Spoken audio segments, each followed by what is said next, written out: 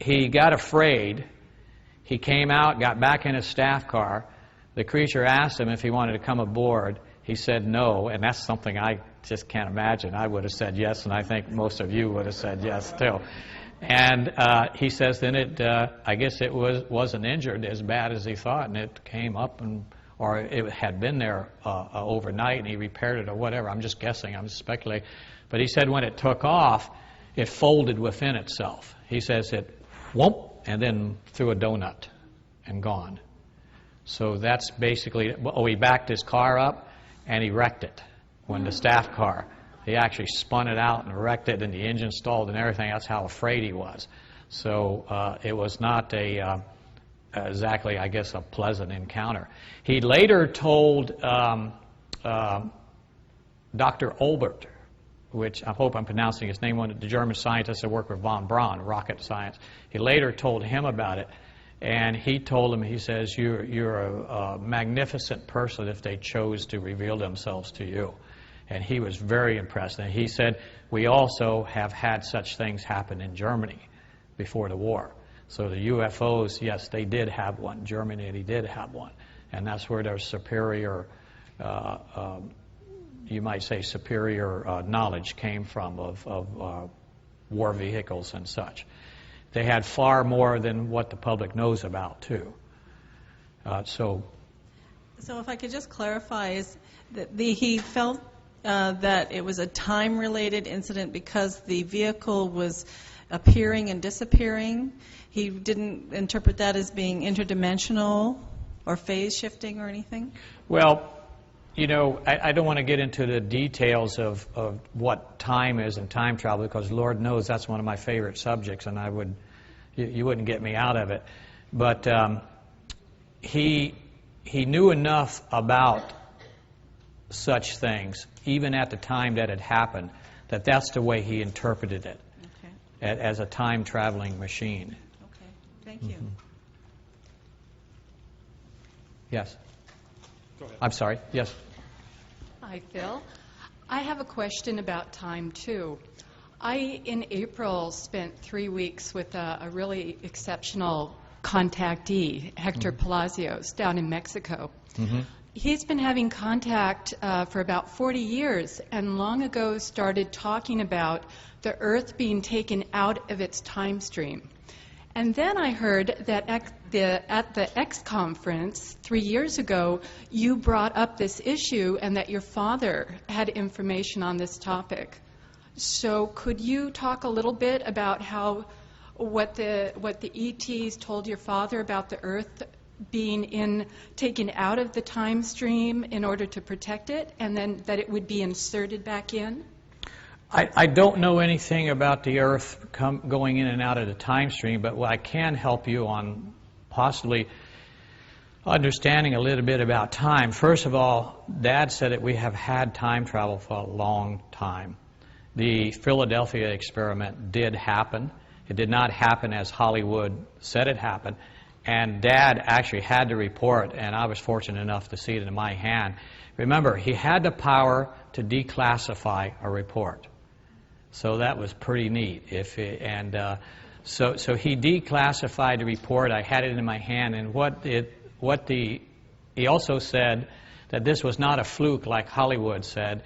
Actually, Einstein worked on it, and Einstein was just as much a part of that as he was the atomic bomb. Now, the time travel of the Aldrich, that was the ship that they used in the very beginning. It was for the purpose of not moving the ship. That was an accident, and it did happen, because we didn't have very good control, and we didn't understand it too much in those days.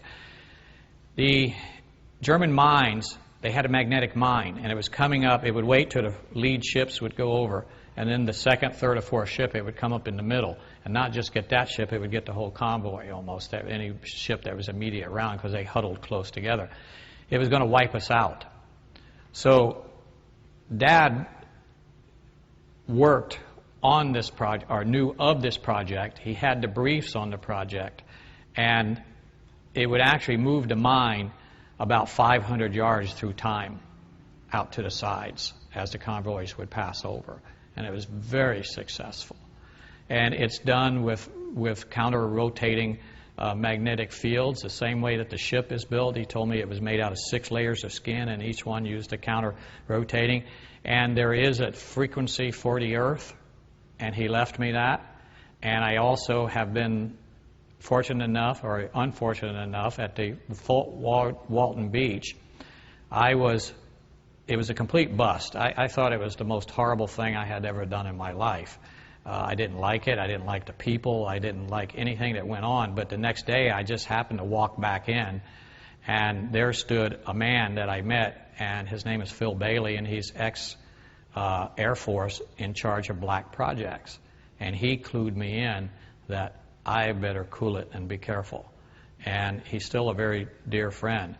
But Phil let us know that that time travel within the Air Force has also been one of their priorities. And he introduced me to a man named Mr. Beckworth. Mr. Beckworth owns he's a millionaire, and he builds transformers, and he built them for the Aurora project. He works with the military very close, and he was very much a part of the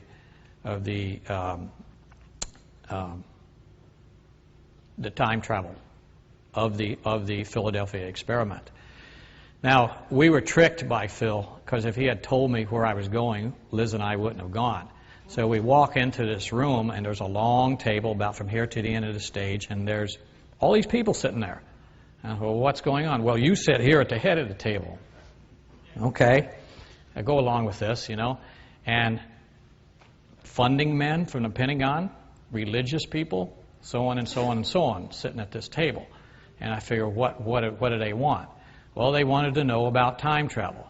What they got out of me was absolute zero at the time, because I was not talking. And I found out that I had an ability at that table because I was so upset that I didn't know that I had. I literally could hear every word they were saying in their heads. I don't know why. I don't know why it came out there. Maybe it was one of them. Maybe there was a remote viewer. Maybe there was a religious psychic. I don't know what it was. And I finally told him, I said, Mr. Beckworth, you know anything about the Hopi Indians? And he says, oh my God. He gets up and goes in the other room, and he's friends with them, every one of them. He has paintings on the wall, such like that. So he takes me in another room and shows me a little time travel machine. It's not time travel. This was a machine that he wanted introduced to all universities where people could understand time travel. And it's very simple. You started it up and it disappeared. And he has notes written on it and such like that. It will never happen. Not in our lifetimes. That's what I believe. So yes, there is time travel. Time travel is not that difficult to achieve. It's been achieved through nature, accidentally. And by the way, it's very important to know, E.T. comes here, my dad says, for the atomic bomb, and my dad was very good friends with Olbert. I mean with, who's the...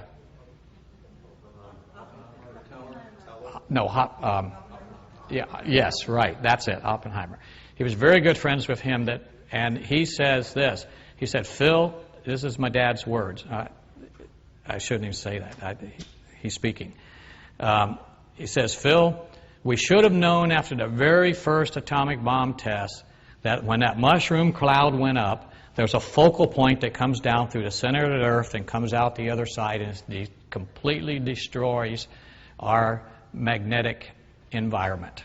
It goes all the way out to the Van Allen belts. And they also, even though they didn't know string theory, and even they didn't know, but they knew there's other dimensions, and they said they figure that the missing mass, see, at first they thought they were going to blow up the whole Earth, first atomic weapon that went off. They just weren't sure. But they found out after the first test that there was missing mass. Well, the main part of the explosion takes part in another dimension. And that's what E.T.'s upset about, not that takes place in our space. Our space is a terrible place anyway. We have pulsars and we have all types of objects running out of there with tremendous energy, and it doesn't make any difference if another little pea falls into the pot.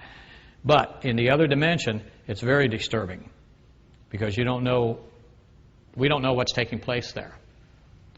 The Air Force has a lot of trouble right now because in time travel, see, I told you not to get me started.